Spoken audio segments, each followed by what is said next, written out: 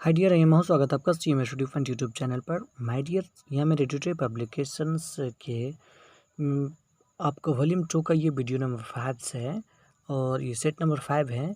अब इससे पहले मैं 4 वीडियो अपलोड कर रखा हूँ जो आपको CM studio fun YouTube channel के प्लेलिस्ट जो बीपीएससी बिहार दरोगा के नाम से आपको प्लेलिस्ट बना उसी में उसका वीडियो अपलोड है। तो डियर्स, यह आपको वीडियो आपके लिए बड़ी मूल्यवान है, चूँकि मैं इसके साथ साथ बिल्कुल फुल डिस्कशन भी दिया हूँ। तो आप इस वीडियो को देखेंगे, साथ ही साथ प्ले लिस्ट में जाकर भी देख लेंगे। तो चलता हूँ। वैसे ध्यान दें कि यह वीडियो मैं नहीं, मुझे टीचिंग एक्सपीरियंस अच्छी है, बट मैं न्यू चैनल पर हूँ, इसलिए आपको जैसा भी लग जाए। तो डियर्स, विदाउट एनी लेट के मैं वीडियो को स्टार्ट करता हूँ। आप इस वीडियो को ज़रूर देखेंगे, साथ ही साथ आप अपने बहुमूल्य हमें राय भी पेश करेंगे कमेंट्स बॉक्स में। निम्नलिखित में से क्वेश्चन तो स्टार्ट करते हैं। तो क्वेश्चन फर्स्ट, निम्नलिखित में से किसे विधि के समक्ष समानता से छूट प्रदान की गई है? तो किसको की गई है? ये की गई है आपको राष्ट्रपति को, राज्यपाल को। ए और बी दोनों, उपयुक्त में से कोई नहीं, यानी कि ए राष्ट्रपति और राज्यपाल दोनों को मिल गया है, यानी ऑप्शन सी मेरा सही है। जो यह कहा गया अनुच्छेद 361 में, है ना। अनुच्छेद 361 में कहा गया है कि आपको राष्ट्रपति एवं राज्यपाल को विधि के समक्ष समानता से छूट प्रदान की गई है। नेक्स्ट चलते हैं क्वेश्चन नंबर 2 के पास। 2 में है कि वाक एवं अभिव्यक्ति की स्वतंत्रता के अंतर्गत निम्न में से कौन शामिल है? तो कौन शामिल है? ये आपको प्रेस की स्वतंत्रता, प्रेस की स्वतंत्रता, प्रेस की स्वतंत्रता, प्रदर्शन एवं विरोध की स्वतंत्रता, या चुप रहने की स्वतंत्रता, या हड़ताल करने की। तो देखिए, प्रेस की स्वतंत्रता सही है, प्रदर्शन करने के विरोध एवं अधिकार भी सही है, और चुप रहने की स्वतंत्रता ये भी सही है। तो इसके मतलब 1, 2 और 3। तो 1, 2 और 3 में कौन है? ऑप्शन डी मेरा सही है, 1, 2 और 3 है। नेक्स्ट चलते हैं क्वेश्चन नंबर नेक्स्ट की ओर। क्वेश्चन नंबर नेक्स्ट है क्वेश्चन नंबर 3। देखते हैं, संविधान के किस अनुच्छेद में यह वर्णित किया है कि राज्य न्यायपालिका को कार्यपालिका से पृथक करेगा? अनुच्छेद 42, 45, 50 और 51। तो क्या है? ये अनुच्छेद 50 है। अनुच्छेद 50 में कैसा कहा गया है कि आपको राज्य को न्यायपालिका को कार्यपालिका से बिल्कुल पृथक किया गया, अलग किया गया है। उसी प्रकार देखते हैं क्वेश्चन नंबर नेक्स्ट है, भारत के राष्ट्रपति के परिषद पर्यंत पद धारण कौन करते हैं? ये प्रधानमंत्री, नियंत्रक, महालेखा परीक्षक, राज्यपाल, उपयुक्त सभी। तो कौन करते हैं? ये राज्यपाल करते हैं। राष्ट्रपति के परिषद पर्यंत जो पद धारण किए हुए रहते हैं वो होता है राज्यपाल। आगे की देखते हैं, क्वेश्चन नंबर 5 है। क्वेश्चन नंबर 5 में है, भारत की संसद निम्न में से किस से मिलकर बनती है? भारत की संसद निम्न में से किससे मिलकर बनती है? किससे बनती है? लोकसभा से, राज्यसभा से, राष्ट्रपति से, उपराष्ट्रपति से। तो देखिए, यह आपको लगता ही होना चाहिए कि भारत के संविधान बनी है, संसद बनी हुई है लोकसभा से, राज्यसभा से और किससे? राष्ट्रपति से। यह कहा गया अनुच्छेद 79 में, 79 में 79 में कहा गया कि भारत की संसद लोकसभा, राज्यसभा और राष्ट्रपति से ही मिलकर बनेंगे, और यह मेरा जो है ऑप्शन सी सही है ना। नेक्स्ट चलते हैं क्वेश्चन नंबर 66 में। 6 में देखते हैं कि संविधान सभा के मूल अधिकारों, अल्पसंख्यकों एवं जनजातियों तथा बहिष्कृत प्रभावित क्षेत्रों के परामर्शदाता समिति के अध्यक्ष कौन है? तो जवाहरलाल नेहरू, JB कृपलानी, सरदार पटेल, डॉक्टर राजेंद्र प्रसाद। तो किसके द्वारा है ये? ये है आपको सरदार पटेल। किसने कहा था? सरदार पटेल। सरदार वल्लभ भाई पटेल को ही संविधान के मूल अधिकार, अल्पसंख्यक एवं जनजातियों तथा बहिष्कृत प्रभावित क्षेत्रों के लिए परामर्शदाता समिति का अध्यक्ष चुना गया था, है ना। इसी प्रकार आगे बढ़ते हैं, क्वेश्चन नंबर 7 में आते हैं। 7 में देख रहे हैं क्या है। 7 में है कि संविधान सभा के प्रारूप समिति में कुल कितने सदस्य थे। 7 सदस्य, 5 सदस्य, 8 और 9। तो देखिए परामर्शदाता में कुल 7 सदस्य थे, जो ऑप्शन मेरा ए सही होगा। और इस 7 सदस्य में बी.आर. अम्बेडकर, निम्नलिखित में से कौन सा कथन अम्बेडकर को प्रस्तावना के संदर्भ में सही है। देखते हैं क्या है। ये प्रस्तावना संविधान का एक भाग है। प्रस्तावना को संशोधित नहीं किया जा सकता। तो ये केवल एक सही है, 2, 1 और 2 दोनों, ना तो 1 ना तो 2। तो देखेंगे कि आपको केशवानंद भारतीवाद 1973 ईस्वी, ठीक है, 73 ईस्वी में ये बात हुई थी। क्या हुई थी कि आपको प्रस्तावना संविधान के एक भाग है और प्रस्तावना को संशोधित किया जा सकता है, लेकिन इसमें शर्त यही होगा कि आधारभूत ढांचे में, मूल विशेषताओं में कोई संशोधन नहीं किया जाए। इस लिहाज से आपको ये क्या हो जाएगा, केवल एक सही है, ठीक है। केवल एक प्रस्तावना संविधान का एक भाग है और संशोधित नहीं किया जा सकता, नहीं बल्कि किया जा सकता है, इसलिए क्या हो गया, राइट आंसर ए हो गया। नेक्स्ट क्वेश्चन देखते हैं। क्वेश्चन नंबर 2 है कि आपको देश के शासन में मूलभूत एवं और विधि बनाने में इन तत्वों को लागू करना राज्य का कर्तव्य होगा। यह निम्न में से किसके संबंध में कहा गया है। मूल अधिकार, राज्य के नीति निर्देशक तत्व या मूल कर्तव्य, ये और भी दोनों को। तो किसके लिए कहा गया है, ये कहा गया है आपको राज्य के नीति निर्देशक तत्वों के लिए कहा गया है। राज्य के नीति निर्देशक तत्वों के लिए कहा गया है। यह बात किस में कहा गया है, आपको अनुच्छेद 37 में कहा गया था, ये बात, ठीक है। ये बात 37 में कहा गया था, है ना। 37 में कहा गया था कि राज्य के नीति निर्देशक तत्व देश के शासन में मूलभूत और विधि बनाने में इन तत्वों को लागू करने का राज्य का कर्तव्य होगा। इसी को चलते हुए क्वेश्चन नंबर 10 में पहुंचते हैं और 10 में देखते हैं कि है कि केंद्र राज्य संबंधों के अध्ययन के लिए सरकारी आयोग का गठन किस वर्ष किया गया था। 80 में, 81 में, 83 में या 85 में। तो कब किया गया था, ये किया गया था 1983 ईस्वी में। 1983 ईस्वी में सरकारी आयोग, जिसके अध्यक्ष सरकारी के RS की अध्यक्षता में केंद्र राज्य के संबंध के बीच 3 सदस्य वाली आयोग का गठन किया गया था, ठीक है। इसी और क्वेश्चन नंबर नेक्स्ट पे चलते हैं।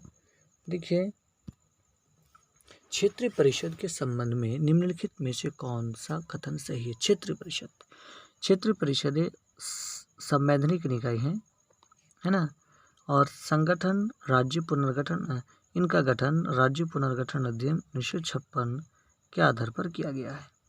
तो क्या हो जाएगा इसका ऑप्शन, देखिए केवल एक सही है, 2 सही है, 1 और 2 दोनों है, ना तो 1 ना ही 2 है। तो ये है कि केवल 2 सही है, केवल 2 सही है। क्यों, इनका गठन राज्य पुनर्गठन अधिनियम 1956 के आधार पर ही किया गया है। और क्षेत्रीय परिषद के अध्यक्ष कौन होते हैं, गृह मंत्री होती है, होम मिनिस्टर होता है। और मूल संविधान के क्षेत्रीय परिषद का उल्लेख नहीं था, इसे 1956 में ही जोड़ा गया था। वर्तमान में क्षेत्रीय परिषद कितने हैं, क्षेत्रीय परिषद कितनी कार्यरत है, आपको 6 है। कौन है, 6 है ना। नेक्स्ट क्वेश्चन को चलते हैं, क्वेश्चन नंबर 12। क्वेश्चन नंबर 12 में है किस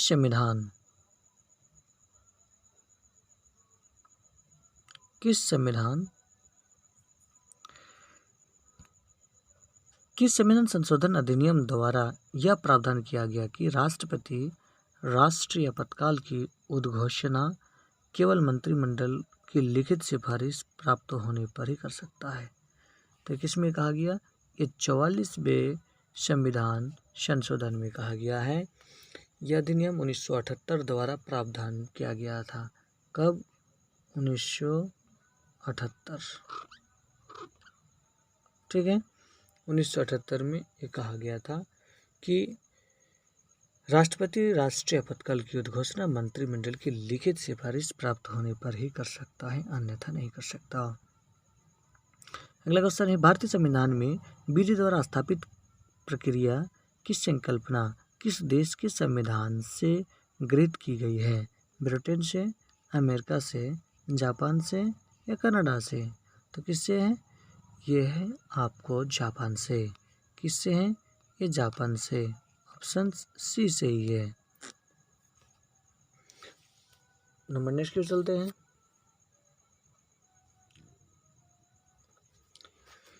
देखिए, संविधान, भारतीय संविधान के किस अनुच्छेद के अंतर्गत नियंत्रक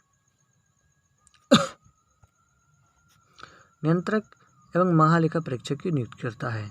अनुच्छेद 76, 48, 42 या 52, 152। तो ये देखिए, इनमें से कोई नहीं। क्यों नहीं? कोई नहीं। तो देखिए, ये है आपको तृतीय क्षेत्र, यह अनुच्छेद 148 है, बी होगा। ठीक है, क्योंकि यह नियंत्रक व महालेखा परीक्षक की नियुक्ति राष्ट्रपति के द्वारा करता है, जो 148 में ही कहा गया है। कहाँ पर कहा है? 148 में कहा गया है ना। अब उसके बाद क्या कहते हैं? नेक्स्ट देखिए, निम्न में से कौन तृतीय क्षेत्र के अंतर्गत नहीं आता है? बैंकिंग, बीमा, शिक्षा या उपयुक्त में से कोई नहीं? देखिए, ये तीनों आता है ना। बैंकिंग भी आता है, बीमा भी आता है, शिक्षा भी आता है। ये सब कुछ तृतीय क्षेत्र का आता है, इसलिए इसका राइट आंसर हो जाएगा ऑप्शन डी सही हो जाएगा। आगे देखते हैं question number next. Question number next है, निम्न में से किस पंचवार्षिक योजना में गरीबी उन्मूलन तथा आत्मनिर्भरता पर बल दिया गया था? पहली, तीसरी, पांचवी, छठी? तो किस में दिया गया था? ये पांचवी, जो कब से चालू था? ये 1974 से 79 तक था, है ना। और यह था पांचवी। कौन सा था ये? ये पांचवी था, और उसमें आत्मनिर्भरता पर विशेष बल दिया गया था तथा मेरे आत्मनिर्भरता पर बल, गरीबी उन्मूलन कहा गया था पांचवी में। नेक्स्ट देखते हैं, मुद्रास्फीति तथा बेरोजगारी के मध्य के संबंध कौन दर्शाता है? ये फिलिप्स वक्र, लॉरेंज वक्र, लॉफर वक्र या क्रुजनेट्स वक्र? तो कौन करता है? ये फिलिप्स वक्र। ऑप्शन ए सही है। फिलिप्स वक्र ही है जो मुद्रास्फीति तथा बेरोजगारी के संबंध को दर्शाता है, और मुद्रास्फीति कम होने से बेरोजगारी बढ़ती है, बिल्कुल सही है। ठीक है, और बेरोजगारी कब बढ़ती है? आपको कब बढ़ती है? कब बढ़ती है? जब आपको मुद्रास्फीति हो जाती है ना। और मुद्रास्फीति अधिक होने से बेरोजगारी घटती है ना। इसी प्रकार क्या हो गया। नेक्स्ट चलते हैं क्वेश्चन नंबर 18 के पास पहुंचते हैं। 18 में है, घाटी की वित्तीय व्यवस्था का अर्थव्यवस्था पर क्या प्रभाव पड़ता है? मुद्रास्फीति कमी होती है, मुद्रा आपूर्ति में वृद्धि होती है, करों में कमी होती है, उपयुक्त में से कोई नहीं। मुद्रा आपूर्ति में क्या हो जाता है? वृद्धि हो जाती है। मुद्रा आपूर्ति में वृद्धि हो जाती है, ऑप्शन बी सही हो जाएगा। घाटी की वित्तीय व्यवस्था के कारण अर्थव्यवस्था में मुद्रा की आपूर्ति में वृद्धि हो जाती है, जिसमें कोई शक नहीं है। आगे को देखते हैं। क्वेश्चन नंबर नेक्स्ट है, भारत में मुद्रास्फीति के प्रकलन का सबसे प्रचलित माप क्या है? थोक मूल्य सूचकांक, औद्योगिक उत्पादन का सूचकांक या उपभोक्ता मूल्य का सूचकांक? तो कौन होता है? यह होता है मेरा ऑप्शन सी, उपभोक्ता मूल्य सूचकांक। वर्तमान में उपभोक्ता मूल्य सूचांक भारत में मुद्रास्फीति के प्रकलन का सबसे प्रचलित माप है ना। इसीलिए मेरा राइट आंसर सी हो जाएगा। नेक्स्ट चलते हैं क्वेश्चन नंबर 20 के पास। 20 में देख रहे हैं कि निर्धनता का दुष्चक्र की अवधारणा निम्न में से किसके द्वारा दी गई थी? स्मिथ के द्वारा, रैगनर के द्वारा, या कार्ल मार्क्स के द्वारा, या कीन्स के द्वारा? तो किसके द्वारा दिया गया था? ये दिया गया था आपको रैगनर नॉक्स के द्वारा। निर्धनता के दुष्चक्र की अवधारणा रैगनर नॉक्स ने ही दिया था, जो मेरा ऑप्शन बी सही है। आगे की ओर देखते हैं।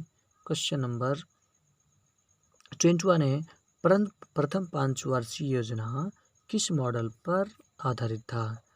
TP Dhar model, Harrod Domar model, Nehru Mahalanobis, या आगत निर्गत के द्वारा? तो ये किसकी था? ये Harrod Domar model. Harrod Domar model option B सही था। ठीक है, नेक्स्ट चलते हैं क्वेश्चन नंबर 22 के पास। 22 में देख रहे हैं, निम्न में से कौन व्यापक मुद्रा कहलाती है? निम्न में से कौन व्यापक मुद्रा कहलाती है? कौन कहलाती है? 3, 2, 4 एंड नॉट। तो कौन कहलाता है? ये M3 कहलाता है। M3 को व्यापक मुद्रा कहलाता है। खुले निम्न में से कौन मौद्रिक नीति का गुणात्मक उपकरण नहीं है? गुणात्मक उपकरण नहीं। साख रोशनी, नैतिक दबाव, प्रत्यक्ष कार्यवाही, या खुले बाजार की क्रिया? या खुले बाजार की क्रिया? तो कौन नहीं है इसमें? तो ये नहीं है आपको खुले बाजार की क्रिया। ऑप्शन डी से है, खुले बाजार की क्रिया। नंबर नेक्स्ट की ओर चलते हैं।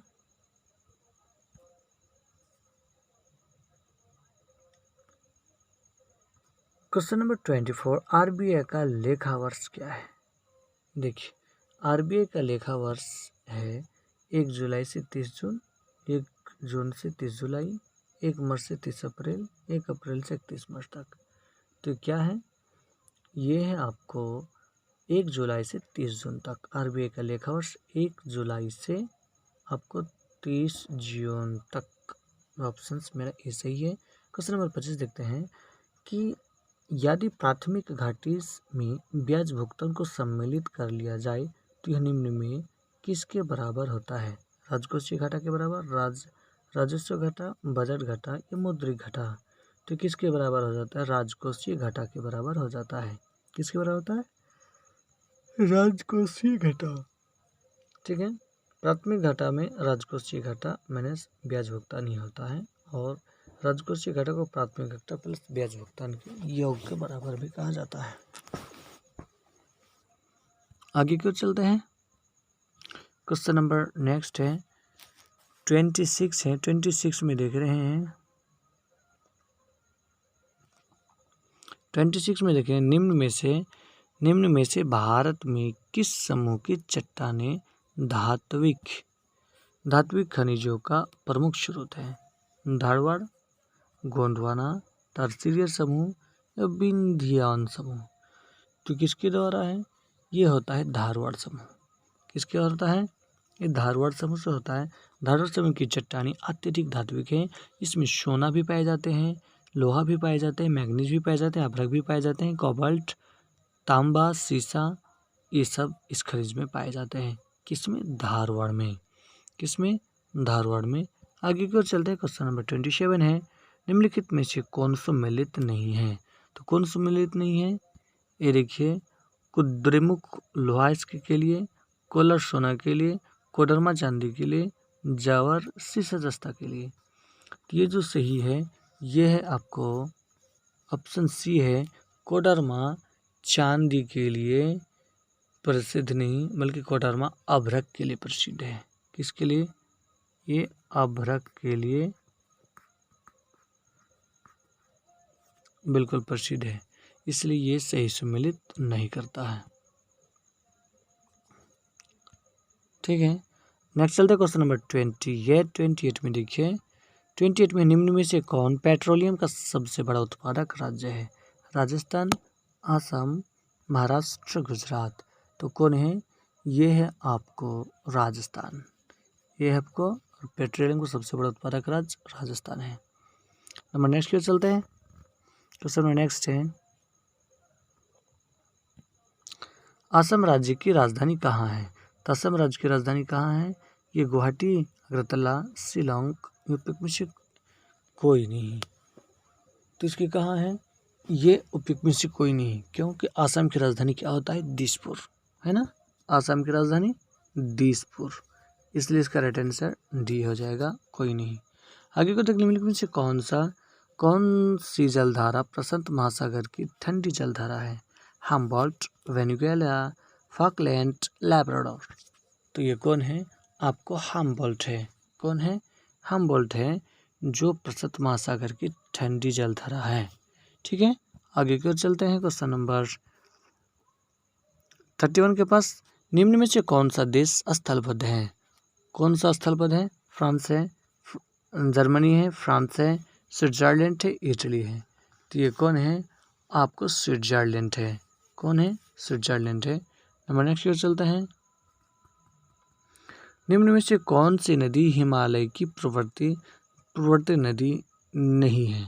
ऑप्शन है सिंधु, सतलज, ब्रह्मपुत्र, अभयकुटी, हाँ कुछ बोलते हैं 1/2, 2/3, 1, 2, 3, उपयुक्त में से कोई नहीं।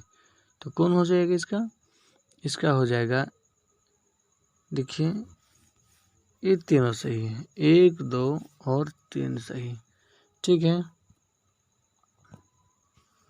क्वेश्चन नंबर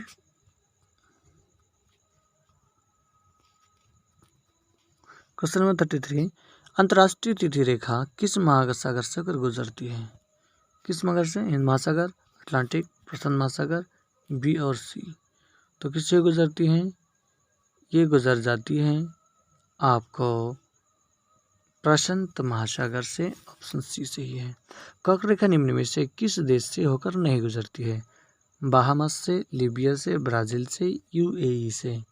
तो किससे नहीं गुजरता है? ये ब्राज़ील से नहीं गुजरता है। क्वेश्चन नंबर 35 है, इनमें से कौन सी नदी अरब सागर में नहीं गिरती है? गंगवेली, पेरियार, साबरमती, गोदावरी। तो कौन नहीं गिरता है? गोदावरी नहीं गिरता है। ठीक है, नंबर नेक्स्ट, भारत का सबसे छोटा जिला कौन है? भारत का सबसे छोटा जिला कौन है? माही। भारत का सबसे छोटा जिला माही, जो आपको पांडिचेरी में स्थित है। कहाँ पर है? पांडिचेरी में स्थित है। नंबर नेक्स्ट है क्वेश्चन नंबर 37, निम्न में से कौन सा राज्य 3 देशों के साथ सीमा रेखा नहीं बनाता है? यानी बाकी बनाता है। तो कौन नहीं बनाता है? ये बनाता नहीं, मिजोरम। मिजोरम नहीं बनाता। अरुणाचल प्रदेश की अगर बात की जाए तो ये अरुणाचल प्रदेश किसके साथ बनाता है? अरुणाचल प्रदेश भूटान और चीन और म्यांमार से बनाता है। ठीक है, जबकि सिक्किम की बात कर ली जाए तो चीन, नेपाल, भूटान से। ठीक है, जब आपकी मैप बनाई जाती है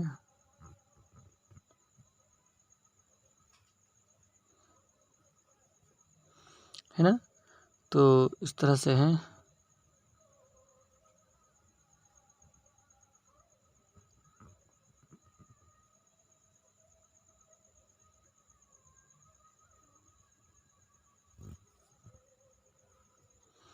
इसी हिसाब से है, छोटे प्लेस में अच्छे से मैप नहीं बनता है। तो पश्चिम बंगाल, नेपाल, भूटान, बांग्लादेश से ही बन जाता है। लेकिन जो नहीं बनाता है वो कौन नहीं बनाता? मिजोरम। क्योंकि इस तरह से जब हम पूछ बनाते हैं ना, तो यहीं पर होता है मिजोरम। तो ये किससे नहीं बनाता है? ये आपको 3 विदेशी अंतर्राष्ट्रीय सीमा रेखा नहीं बनाता है। क्वेश्चन नंबर नेक्स्ट देखिए, ये क्वेश्चन नंबर 38 है, प्रति चक्रवात की विशेषता होती है? तापमान में वृद्धि, तेज हवा, तेज बारिश, स्वच्छ आसमान। तो क्या हो जाता है इसकी? ये है स्वच्छ आसमान, इसकी एक विशेषता के अंतर्गत आता है। नंबर नेक्स्ट देखते हैं, लाइकेन सबसे अच्छे सूचक हैं वायु प्रदूषण के, जल प्रदूषण के, ध्वनि प्रदूषण के, मृदा प्रदूषण के। तो किसके होते हैं ये? वायु प्रदूषण, जो मेरा ऑप्शन ए सही है। ठीक है, लाइकेन वायु प्रदूषण के सबसे अच्छे सूचक में से हैं। अगला देखते हैं क्वेश्चन नंबर 40। देखिए 40 में क्या है। प्लासी का युद्ध कब हुआ था? प्लासी का युद्ध कब हुआ था? तो प्लासी का युद्ध हुआ था आपको 23 जून 1757 ईस्वी। प्लासी का युद्ध 23 जून 1757 ईस्वी हुआ था, जिसमें नवाब की हार हो गई थी, क्लाइव की जीत हुई थी, जिसने नवाब तीन देशी राज्यों से मिलकर 31,000 सैनिकों के साथ लड़ने जाता है, लेकिन उनके सेनापति मीर जफ़र अंग्रेज़ों से मिल जाने के कारण क्या करता है, वो इस युद्ध को हार जाता है। चोट लगने के कारण ऐसा होता है पहली बार कि युद्ध में मारा जाने वाला नवाब भी कहलाता है। सहायक संधि करने वाला प्रथम भारतीय राज्य कौन थे? अवध, मैसूर, हैदराबाद, तंजौर। तो ये कौन थे? ये हैदराबाद थे। सहायक संधि को स्वीकार करने वाला पहला राज्य कौन थे? ये हैदराबाद थे। ऑप्शन सी सही है। जबकि 42 के पास आते हैं, भारत में नागरिक सेवा का जनक किसे माना जाता है? Lord William Bentinck, Lord Auckland, Lord Dalhousie, Lord Cornwallis. तो ये कौन है? भारत में जो नागरिक सेवा यूपीएससी जो कराने वाले हैं, इनका जनक लॉर्ड कॉर्नवालिस को ही माना जाता है, जो ऑप्शन डी सही है। नंबर नेक्स्ट क्वेश्चन चलते हैं, क्वेश्चन नंबर 43 में देखिए, मालवाड़ी भू राजस्व व्यवस्था किसके द्वारा लागू किया गया था? मालवाड़ी किसके द्वारा लागू किया गया था? थॉमस मुनरो, कॉर्न सलीमन, हॉल्ट मैकेंजी या कॉर्नवालिस। तो किसके द्वारा किया गया था? ये हॉल्ट मैकेंजी। किसके द्वारा किया गया था? हॉल्ट मैकेंजी द्वारा 1819-20 में उत्तर प्रदेश, मध्य प्रदेश और पंजाब के कुछ क्षेत्रों में किया गया था। उसी के साथ अगर देखेंगे, किताबुल हिंद की रचना किसने की? फिरदौसी ने, उत्तावी ने, अलबेरो ने या फारूकी ने? तो किसने किया था? अलबेरो ने किया था। किसने किया था? अलबेरो ने किया था। उसको देखते हैं क्वेश्चन नंबर नेक्स्ट। देखिए क्वेश्चन नंबर नेक्स्ट है 45 है। निम्नलिखित में से कौन सिकंदर का समकालीन था? कौन सिकंदर का समकालीन था? अजातशत्रु, अकलाशोक, उदयन, धनानंद। तो कौन था? ये धनानंद था। ऑप्शन डी सही। अष्टदिग्गज किसके दरबार में रहते थे? शिवाजी, कृष्णदेव राय, चंद्रगुप्त द्वितीय, हर्षवर्धन। तो किसके दरबार में रहता था? कृष्णदेव राय, जो ऑप्शन बी सही है। ठीक है, नंबर नेक्स्ट देखेंगे, क्वेश्चन नंबर 47 है। पहली बार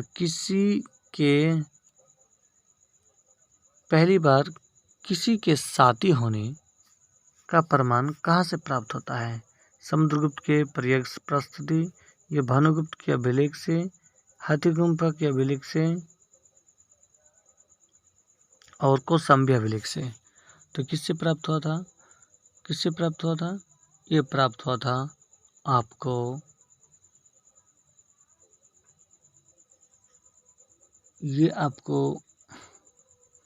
भानुगुप्त एरन अभिलेख से प्राप्त हुआ था, जो ऑप्शन बी सही है, जो 510 ईस्वी से प्राप्त है। उसके बाद अगला क्वेश्चन देखेंगे। अगला क्वेश्चन देखते हैं 48 है। निम्नलिखित में से किस युद्ध के पश्चात बाबर ने गाजी को उपाधि धारण की थी? किस युद्ध के बाद? पानीपत के प्रथम, खानवा, चंदेरी, घाघर। तो किसमें हुआ था? ये हुआ था आपको खानवा के युद्ध 1527 ईस्वी। खानवा के युद्ध 1527 ईस्वी, जिसमें गाजी को उपाधि धारण की और बाबर को बादशाह एवं कलंदर भी कहा जाने लगा। नेक्स्ट देखते हैं क्वेश्चन नंबर 49 है। 49 में देखिए कि भारतीय विश्वविद्यालय अधिनियम किस गवर्नर जनरल के काल में पारित हुआ था।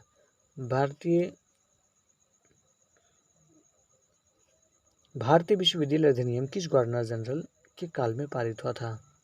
Lord Dalhousie, Lord Curzon, Lord Canning, Lord Wellesley. किसके द्वारा था? तो ये हुआ था सबसे पहले आपको 1904 ईस्वी में लॉर्ड कर्जन के समय काल में हुआ था, जबकि कर्जन काल आपको 1899 से 1905 तक ही कहा जाता है, जिस दौर में जिन्होंने आपको बंगाल विभाजन भी किए थे। और बहुत निम्नलिखित घटनाओं का सही कालक्रम क्या है? क्रिप्स मिशन, अगस्त प्रस्ताव, भारत छोड़ो आंदोलन, व्यक्तिगत सत्याग्रह। तो देखेंगे कि इसमें से जो है जो अगस्त प्रस्ताव आया था, तो अगस्त प्रस्ताव आपको ये 40 में आया था, 1940 में। उसके बाद आपको व्यक्तिगत संग्रह के बात कर लीजिए, ये आया था आपको ये अक्टूबर 40 में, ठीक है। और ये आया था कब? ये तो क्रिप्स मिशन 1942 में आया था, है ना। तो इस हिसाब से क्या हो जाता है, ये हो जाता है देखिए 2 4 1 3, यानी ऑप्शन से सही है, ठीक है। नंबर नेक्स्ट ईयर चलते हैं। क्वेश्चन नंबर 52 में देखते हैं दिल्ली सल्तनत के किस शासक ने एकता प्रणाली की शुरुआत की थी? किसने की थी? ऐबक ने, बलबन ने, अलाउद्दीन खिलजी ने, इल्तुतमिश ने। तो किसने किया था? ये इल्तुतमिश ने किया था। इल्तुतमिश ने ही इक़्तिदारी व्यवस्था किया था। इसने तुर्कानी चहलगामी भी इसी ने स्थापना किया था, और शुद्ध अरबी सिक्का भी जारी इल्तुतमिश ने ही किया था। उसका देखते हैं निम्नलिखित में कौन चतुराई पूर्ण निष्क्रियता की नीति के साथ जुड़ा हुआ है? Warren Hasting, lord William Bentinck, lord Dalhousie, John Lawrence. तो कौन है इसमें? जॉन लॉरेंस है। कौन है? जॉन लॉरेंस, जो 1864 से कब तक? 69 थे। कब तक थे? 69 तक थे इनके कार्यकाल था, ठीक है। साथ ही साथ चतुराई निष्क्रियता की जन्मदाता भी इन्हीं को माना जाता है। नंबर नेक्स्ट की ओर चलते हैं। उसके बाद है क्वेश्चन नंबर 54 में देखिए निम्नलिखित में किस सिख गुरु ने अकाल तख्त की स्थापना की थी? किसने की थी? अकाल तख्त की स्थापना की थी। यह अकाल तख्त की स्थापना आपको गोविंद सिंह, गुरु तेग बहादुर, अर्जुन देव या गुरु हरगोविंद। तो किसने किया था? कि आपको क्या था? गुरु गोविंद सिंह। किसने किया था? गुरु हरगोविंद ने किया था, ठीक है। यहाँ पर आई बटन में वीडियो है, उसको देख लीजिएगा तो समझ आ जाएगा, ठीक है। गुरु हरगोविंद ने ही अकाल तख्त, जो ईश्वर का सिंहासन के नाम से जाना जाता है, बनवाया था। और ये सिखों के 8वें गुरु थे। ये कितने नंबर के गुरु थे? 8वें गुरु थे। उसको देखिए जालियांवाला बाग हत्याकांड के विरोध में वायसराय की कार्यकारिणी परिषद की सदस्यता किसने इस्तीफा दे दिया था? रविंद्र टैगोर ने, जमनालाल बजाज ने, शंकर नायर ने, सत्येंद्र प्रसाद ने। तो किसने किया था? शंकर नायर ने। शंकर नायर ने, ये ऑप्शन सी है। अब देखते हैं आगे की ओर। क्वेश्चन नंबर नेक्स्ट है। नेक्स्ट देखिए आप, प्रथम दिल्ली दरबार का आयोजन किस गवर्नर के काल में हुआ था? ने किया था? तो लॉर्ड लिटन ने, लॉर्ड कर्जन ने, लॉर्ड हार्डिंग ने, लॉर्ड रिपन ने। तो किसने किया था? ये किया था लॉर्ड लिटन ने। किसने किया था? लॉर्ड लिटन। जो ऑप्शंस में ए सही है। इस 1877 में देखिए, सबसे पहले 1877 में हुआ था। उसी के बाद आपको द्वितीय जो हुआ था, तो ये 11 में हुआ था, जिसमें बंगाल विभाजन को रद्द किया गया था। उसके बाद ये आपको 1930 में भी हुआ था, ठीक है, 30 में भी हुआ था। तो लॉर्ड लिटन काल में प्रथम बार दिल्ली दरबार का आयोजन 1877 ईस्वी में हुआ था। आगे देखते हैं शक्ति का बीमी सूत्र क्या है। तो शक्ति का बीमी सूत्र आपको ये होता है m L स्क्वायर टी पर माइनस क्यू, ये होता है आपको। तो ये कहाँ है मेरा L square T minus Q, L square T minus Q, जो ऑप्शन सी है, ठीक है। नंबर नेक्स्ट चलते हैं क्वेश्चन नंबर 58 के पास। 58 में लिखिए निम्नलिखित में से किस रंग के प्रकाश का पौधों द्वारा तीव्र अवशोषण होता है। वो किसके द्वारा होता है, बैगनी एवं नारंगी, पीला एवं बैगनी, नीला एवं लाल, लाल एवं बैगनी। तो तरंग दैर्घ्य किसका सबसे अधिक होता है, नीला एवं लाल का। किसका होता है, नीला एवं लाल का होता है। और पौधों में क्लोरोफिल वर्णक आपको नीला में ही पाए जाते हैं और क्लोरोफिल का हरा रंग होता है, परंतु यह सूर्य के विद्युत चुंबकीय स्पेक्ट्रम से लाल एवं नीला रंग को तेजी से अवशोषित कर लेता है, यही इसकी विशेष खूबी है। उसके बाद देखते हैं नेक्स्ट है गन मेटल मिश्र धातु किसका होता है। तो गन मेटल मिश्र धातु किसका होता है, ये हो जाता है कॉपर, टिन और जस्ता का। तो कौन हो गया मेरा, ये है ऑप्शन ए है, कॉपर, टिन और जस्ता, ठीक है। नंबर नेक्स्ट देखते हैं क्वेश्चन नंबर 60 है। 60 में देखते हैं कि चश्मे के लेंस किस कांच के बनाए जाते हैं, फिलन कांच के, फ्लोरेंस कांच के, क्रूक्स कांच की या मृदु कांच के। तो किसकी बनी होती है, ये बनी होती है क्रूक्स कांच के, जो आपको भली भती आता ही है ना। उसके बाद नंबर नेक्स्ट देखते हैं नेत्रदान में कौन सा भाग दान दिया जाता है। तो ये भी आप जानते ही कॉर्निया दान दिया जाता है, क्योंकि वो उसमें कोई ब्लड कैपिलरीज नहीं पाए जाते हैं। निम्नलिखित में से कौन सही नहीं है। तापमान के बढ़ने पर वायु में ध्वनि का वेग बढ़ता है, या वायु में ध्वनि का वेग दाब पर निर्भर नहीं करता है, या आर्द्रता के बढ़ने से वायु में ध्वनि का वेग कम हो जाता है, या आम तथा आवृत्ति के परिवर्तन से वायु में ध्वनि का वेग प्रभावित नहीं होता है। तो क्या होता है, यह आपको आर्द्रता के बढ़ने से वायु में ध्वनि का वेग कम हो जाता है, ये सही नहीं है। नंबर नेक्स्ट के चलते हैं 63 है।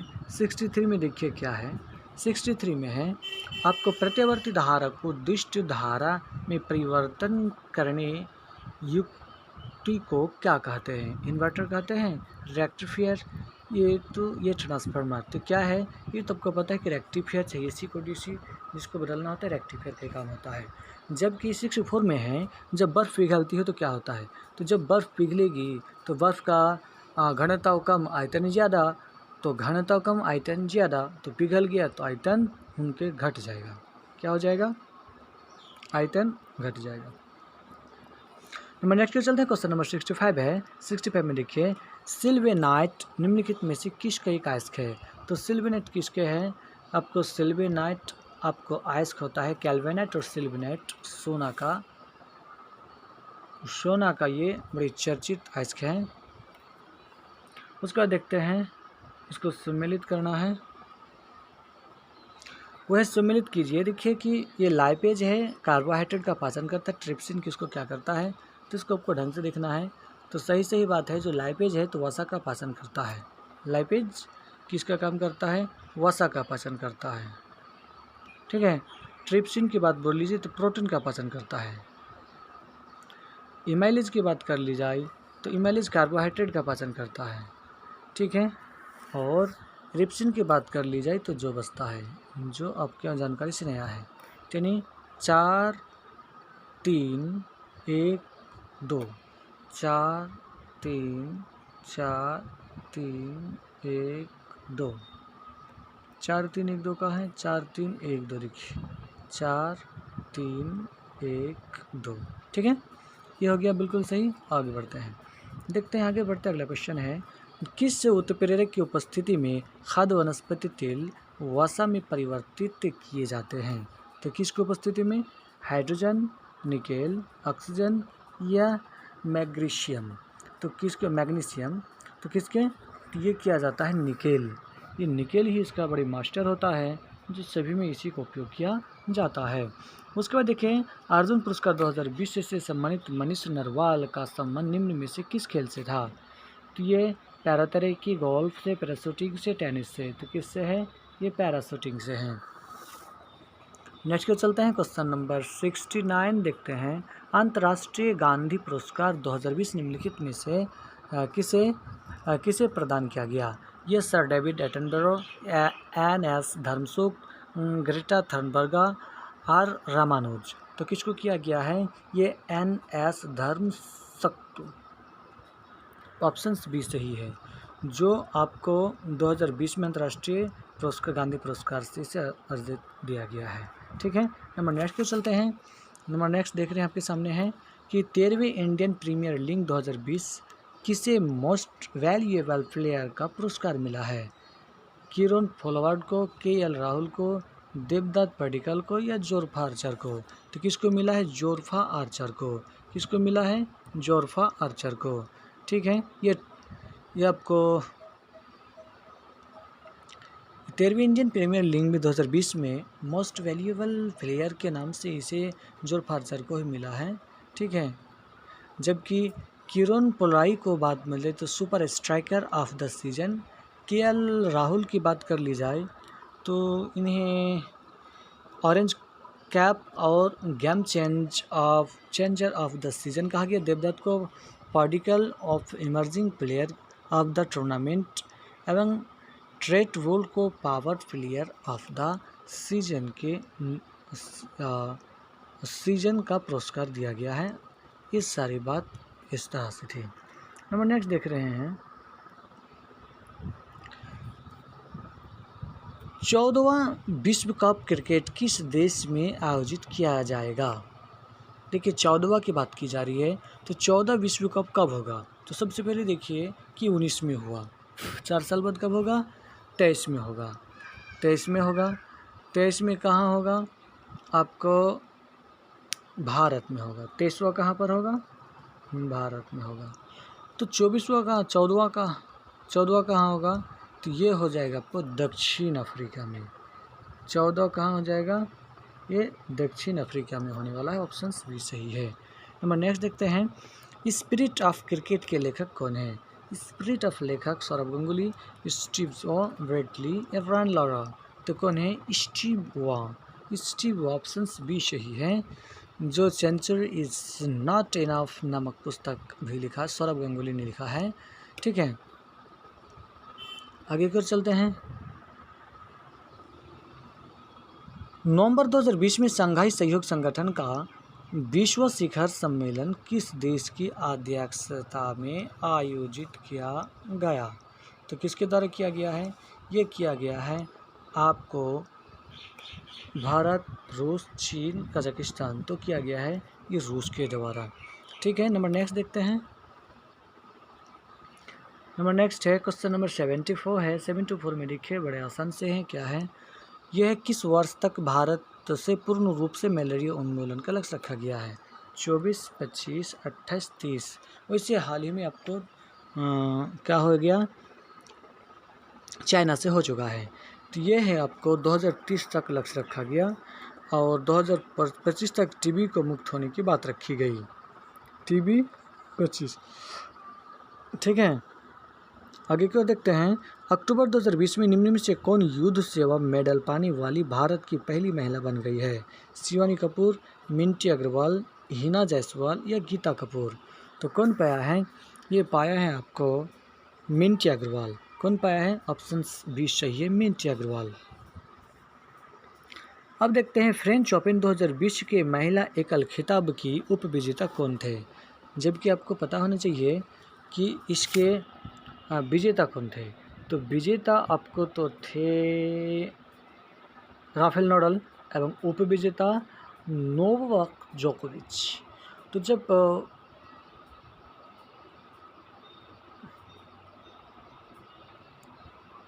देखिए नडाल राफेल इसका विजेता थे, उपविजेता कौन थे? नोवाक जोकोविच। तो इसमें मेरा ऑप्शन कहाँ है जी? Iga Sorensen, William, Victoria Aranza, Sofiana Canning.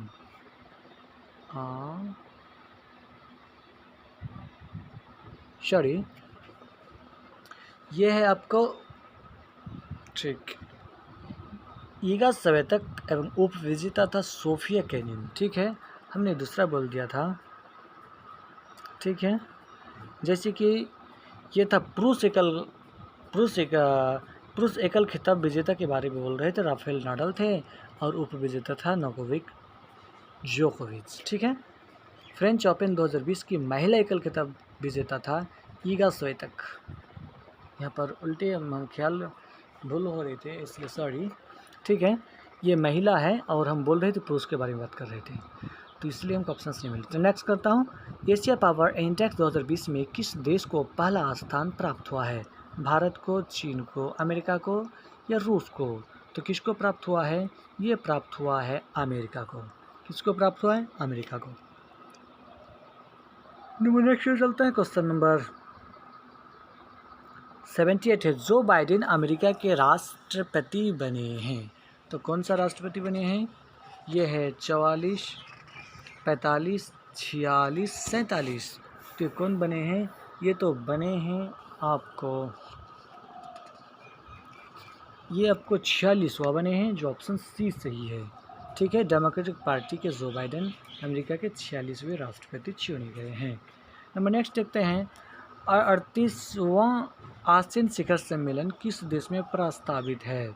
Vietnam, Brunei, Singapore, Indonesia. तो कहाँ पर है? यह है 38वां एवं 39वें आसियान शिखर सम्मेलन का आयोजन ब्रुनई में प्रस्तावित है। ठीक है, जबकि 36-37 की बात कर ली जाए तो 2020 में वियतनाम में हुआ था। ठीक है, नेक्स्ट चलता हूँ, क्वेश्चन नंबर 80 के पास। 80 में देखिए,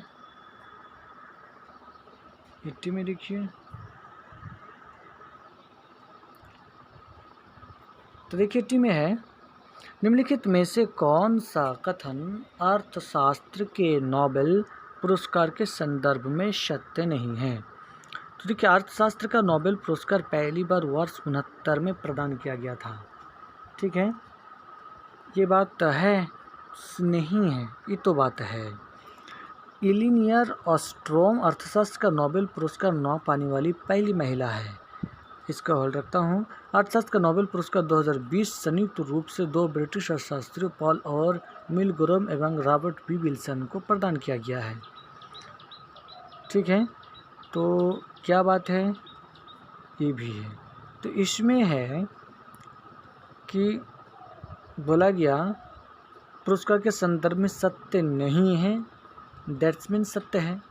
तो देखिए, ये केवल 3 जो है, केवल 3 है जो सत्य नहीं है। ठीक है, इस हिसाब से मेरा राइट आंसर बी हो जाता है। नेक्स्ट चलता हूँ, क्वेश्चन नंबर नेक्स्ट की ओर। नेक्स्ट है क्वेश्चन, नेक्स्ट क्वेश्चन है, किस मंत्रालय के द्वारा आसेम पोर्टल की शुरुआत की गई है? केंद्रीय सड़क परिवहन मंत्रालय, नागरिक उड्डयन मंत्रालय, केंद्रीय पर्यटन मंत्रालय या कौशल विकास उद्यमिता मंत्रालय? तो किसके द्वारा? कौशल विकास व उद्यमिता मंत्रालय। कौशल विकास व उद्यमिता मंत्रालय के द्वारा ही आपको कुशल आजीविका के अवसर खोजने के नाम से ही ASSEM का आपको क्या किया गया है, की शुरुआत किया गया है। नंबर नेक्स्ट देखता हूँ, आंध्र प्रदेश के वर्तमान राज्यपाल कौन है? तो ये है आपको, आंध्र प्रदेश की बात कर ली जाए तो विश्वभूषण हरिश्चंद्र है।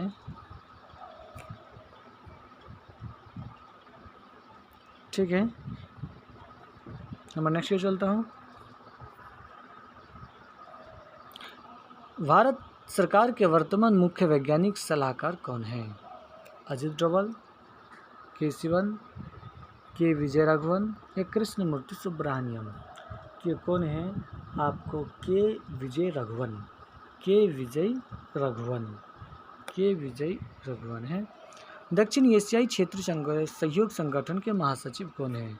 आकार पटेल, ईसाला रोवन वीरकुन, या क्यों डोंगयू या इल्हाम अलीव। तो कौन है? ये है आपको इसाला रूवन वीराकुन। ये कौन है? आपको इनके मेरे इसाला रूवन वीराकुन इसका सही जवाब है, जो दक्षिण एशियाई क्षेत्र सहयोग संगठन के वर्तमान महासचिव हैं। आगे की ओर देखते हैं। क्वेश्चन नंबर 85 है।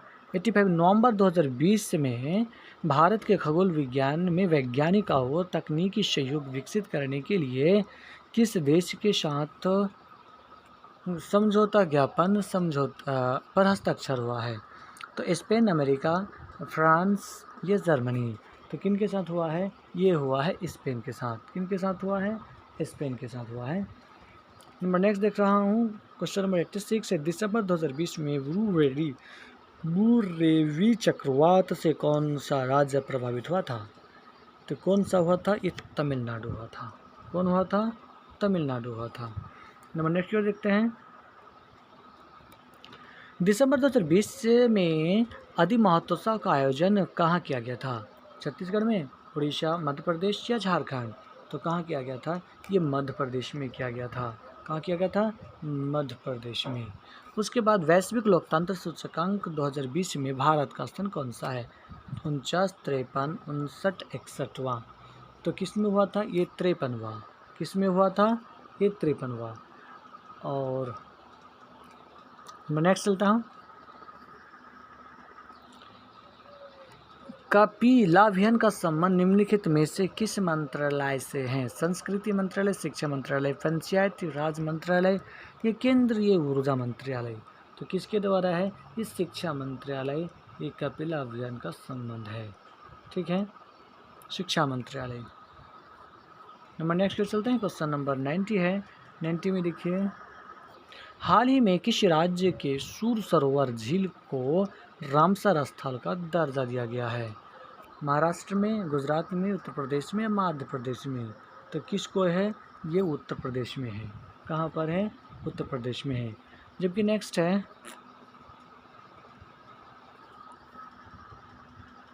सहयोग का जीन सैन्य अभ्यास का आयोजन भारत और किस देश के मध्य किया जाता है? तो किसके साथ किया जाता है? अमेरिका, रूस, जापान, ब्रिटेन। तो किन के साथ किया जाता है? ये किया जाता है जापान के साथ। ठीक है। और जबकि नेक्स्ट है, किस राज्य की प्रसिद्ध मिर्च डल्ले खुरसनी को भौगोलिक सांकेतिक अर्थ में GI टैग का दर्जा प्राप्त हुआ है? मणिपुर, सिक्किम, गोवा, नागालैंड? तो किसको प्राप्त है? यह सिक्किम को प्राप्त है। किस राज्य की प्रसिद्ध मिर्च डल्ले खुरासान, ध्यान रखिएगा, भौगोलिक दैट्स मीन GI टैग सांकेतिक प्राप्त है? वो है सिक्किम को प्राप्त है। नंबर नेक्स्ट चलते हैं। क्वेश्चन नंबर ये है, एक विज्ञापन कंपनी किसी मोहल्ले के प्रत्येक मकान में उतने ही उत्पाद पेश करती है जितने उस मोहल्ले में मकान में फिर और उसके पास 5 उत्पाद बच जाते हैं। यदि मोहल्ले में कुल 25 मकान हो तो उसके कुल उत्पाद में कितने होंगे? तो डियर्स, ये तो है आपका मैथ का क्वेश्चन। मैथ का क्वेश्चन सॉल्व करने में थोड़ा टाइम और स्पेस तो ज़रूर लगेंगे। मैं कोशिश करता हूँ। कुल उत्पाद कितने हैं? इसमें है 25। ठीक है। और प्रत्येक मकान में पेश किए गए उत्पादों की संख्या भी है 25। उसके बाद क्या है? पेश किए गए कुल उत्पाद, एक को किया गया 25, तो 25 गुना 25 गुना कर देंगे तो कितना हो जाएगा? 625, है ना। अब देखता हूँ कि परंतु कंपनी के पास 5 उत्पाद बच गए, अतः कुल उत्पादों की संख्या कितना हो गया? तो 30। तो देखिए 5 बच गए थे ना, तो 5 इसमें जोड़ने पर कितना हो जाता है? ये आपको 630 हो जाता है, जो option C is the right answer of this question. Next चलते हैं। Question number 94। एक भवन निर्माता ने 25,050 रुपये उधार लिए और उसे 4% वार्षिक चक्रवृद्धि ब्याज की दर पर 2 वर्षों के अंतराल में 2 बार की वार्षिक किस्तों में लौटाने थे, तब प्रत्येक किस्तों कितनी रुपये आनी थी? देखिए, ये तो लॉन्ग प्रोसेस है, ये इस कदापि इसमें व्याख्या नहीं की जा सकती है। मैं इसका आंसर बोल देता हूँ। इसका आंसर हो जाएगा आपका, ये मैंने सॉल्व किया है, 13,000 ये हो जाएगा 1352। ठीक है। नंबर नेक्स्ट की ओर चलते हैं।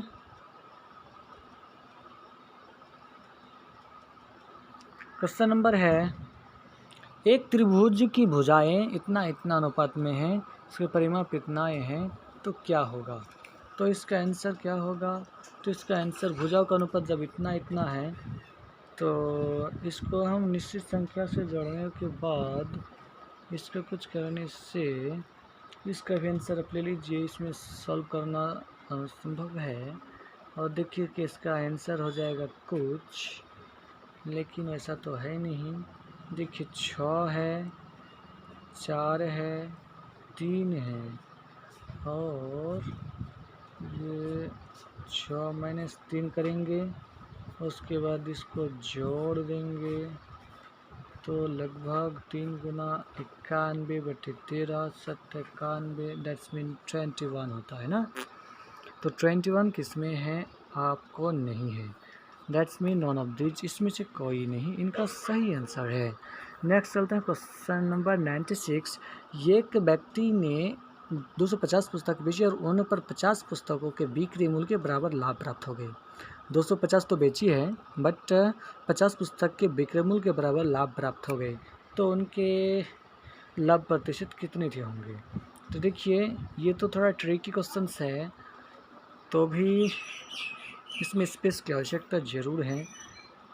एक व्यक्ति ने 250 पुस्तकें बेची और उन पर 50 पुस्तक की बिक्री मूल्य के बराबर ही उनको लाभ हो गया, तो इस हिसाब से कितना हो जाएगा? यानी कि 250 में 50 अधिक हटा दी जाए तो 200 तो बच ही जाते हैं, तो 200 के आपको बिक्री मूल्य के बराबर 250 के कार्य मूल्य है, यही बात है ना। तो ऐसी स्थिति में 50 पुस्तक से आपको ये 200 का मूल्य कर दी जाएगी, तो कितना हो जाएगा? ये 25%, दैट्स मीन 25% ऑप्शन डी सही है। नेक्स्ट